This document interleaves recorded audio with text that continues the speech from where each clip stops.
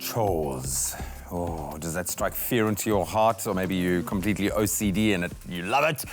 No one likes to do them, let's be honest, but they are an important part of growing up and learning to take on more responsibility. And family therapist and social worker Talya Ressel now joins us in studio to talk us through the importance of chores, what in fact they do offer us in our growth path as children.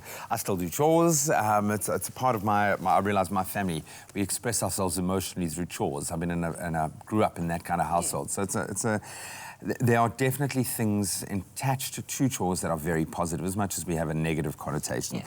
So let's start right there. But chores and parenting, it becomes something that we've got to actively think about now as parents. Why? Well, I mean, I like that you use the word responsibilities, because if we can reframe chores to their responsibilities. So, you know, for your kid, it's not about not child labor, but that you have a responsibility to the family, you have a responsibility to each other. Life is about an exchange of I do for you, you do for me. So quid pro quo. So within the family, why chores are so important is because they give opportunities for your children to learn not just basic life skills and independence skills, but they also learn emotional skills such as delayed gratification. You can't do this until you've done that. They learn how to do boring things and put up with that and persevere. Like maybe they don't quite get it in the beginning and they have to go back and do it.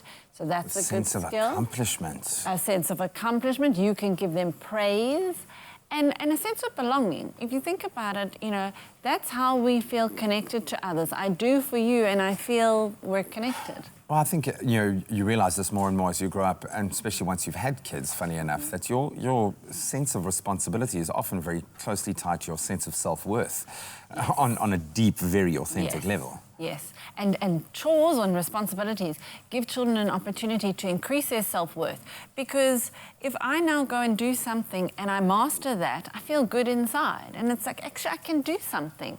And that's why we see, especially with little ones who'll follow us and try to copy what we're doing and bring the broom.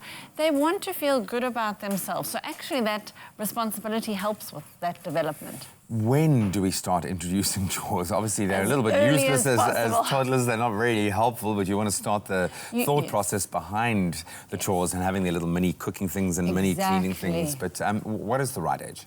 Well, as early as possible, because you want to integrate it into their daily life, that it's a normal thing. So when they are little, 2, 3, they can help you. They certainly can learn to pick up their toys. I pick up one, you pick up one. You know, it's got to be age appropriate.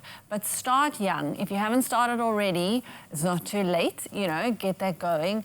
And obviously the tasks become adjusted depending on their age. It's not appropriate to expect a 4-year-old to cook a meal on their own, but that would be appropriate of a 14-year-old.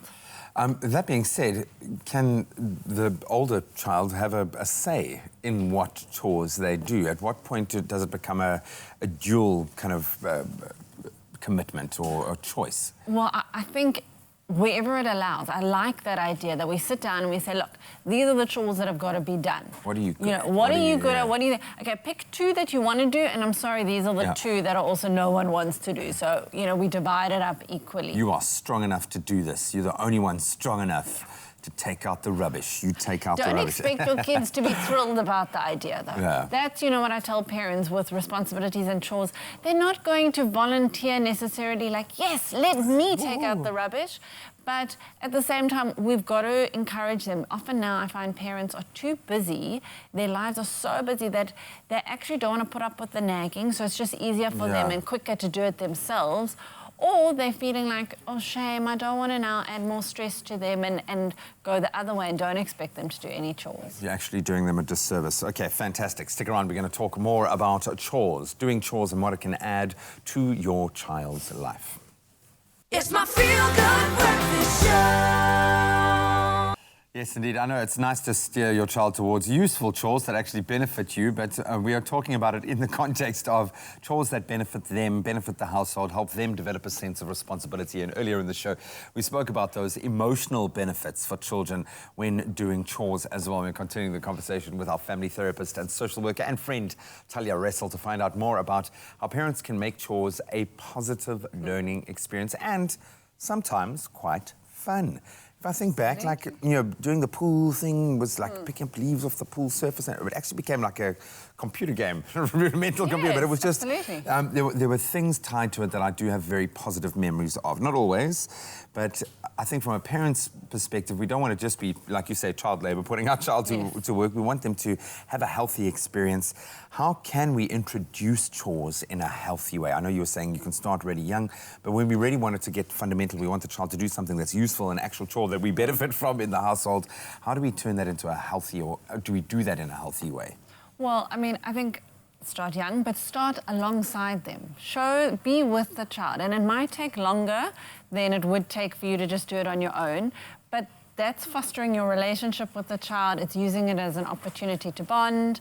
I think making it fun. Just because it's got to get done doesn't mean that it has to be an absolute pain, Jamie was talking about making the tea. Well, pretend to be the waitress and come write down the notes, and get that sense. There's ways in which it can be incorporated.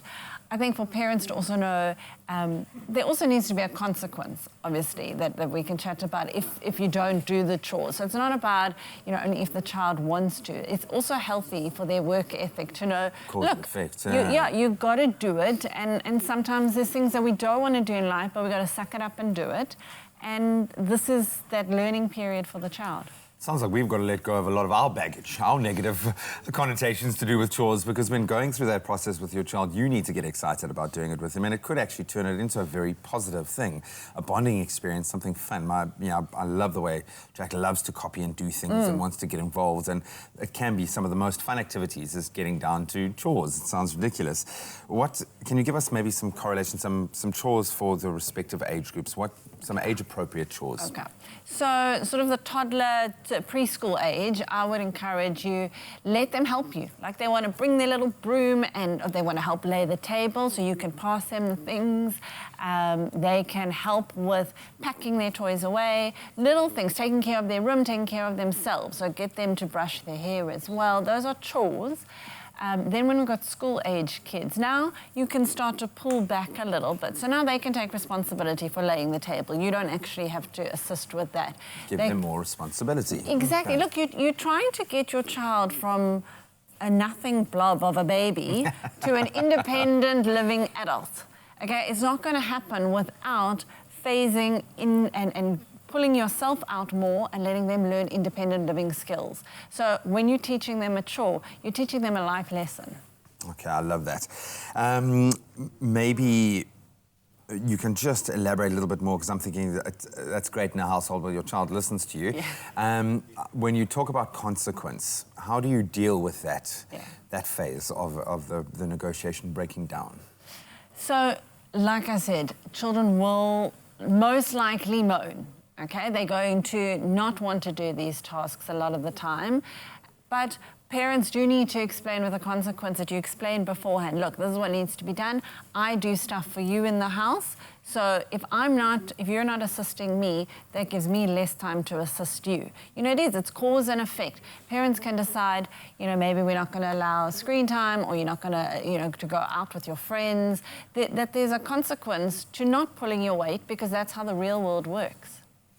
I love it. It's all an exchange, but an opportunity, as I said, for us as parents to maybe let go of some of our baggage, our negative connotations to those chores, but an opportunity to build a stronger relationship with your child is at the heart of just about every parenting discussion that we have, and that's an opportunity you need to embrace.